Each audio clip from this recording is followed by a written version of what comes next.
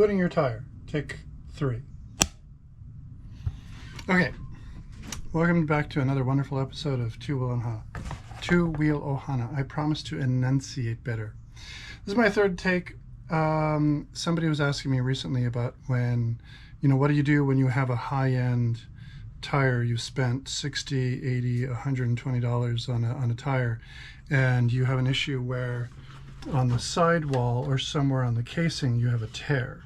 So now you have this expensive tire, you've barely put any miles on it, you've got this really big gash, and you're like, well, am I just screwed, or what do I do?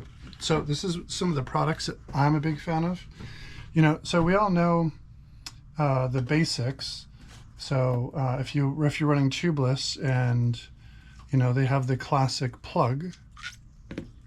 So we use our classic, what we jokingly refer to as bacon, and you can plug your tire with that if you're running tubeless. So that's a really good option. If you're running tubes, Park Tool makes a fantastic boot for tires. I'm a huge fan. I strongly encourage you, if you're running tubes, to buy one of these and keep it on your keep it with your bike or your repair kit all the time. But if you're running tubeless, that's a little bit of a bit more of an interesting conversation. Because of the sheer expense of tires, you don't want to have 20, 40, 100 miles on a tire, have that big gash in the sidewall or somewhere in the casing of the tire and feel like you're completely screwed. So these are the products that I recommend people invest in. So there's this company called Restrap. This is my personal favorite boot. So it's a whole kit.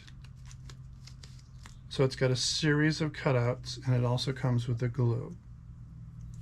So what you do is you take your tire, you pop half of it off, you peel it back, you clean wherever your tear is or your cut, and then that way you can boot from the inside, your very expensive tire. And it doesn't matter if it's a road tire, a mountain bike tire, gravel, whatever, this will save your tire.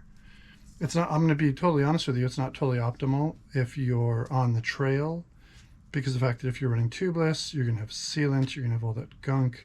That's when your bacon comes into handy. And that's really going to be your best bet. But then there's also another option. What am I doing? There's another option that I'm a big fan of. It's these Lezyne plugs. Lezyne, you get the idea.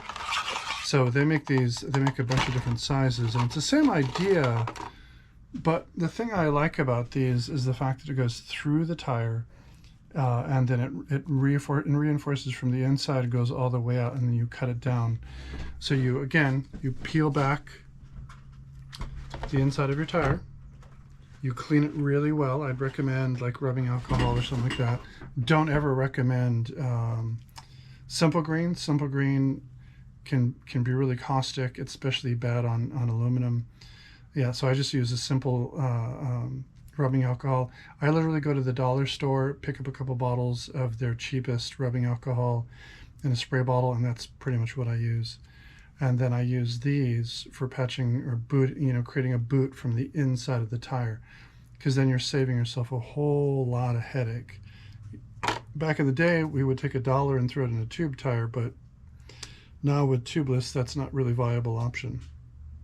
So those are some two products that I really like a whole lot, and I wanted to make people aware of them because I totally understand.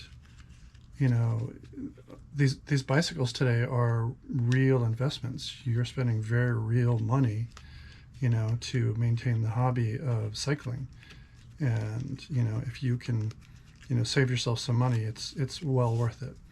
So again, Restrap, Lezyne, check it out. I'll definitely add links, and yeah, I appreciate it. Take care of yourself. Be safe while you're right out there. Aloha.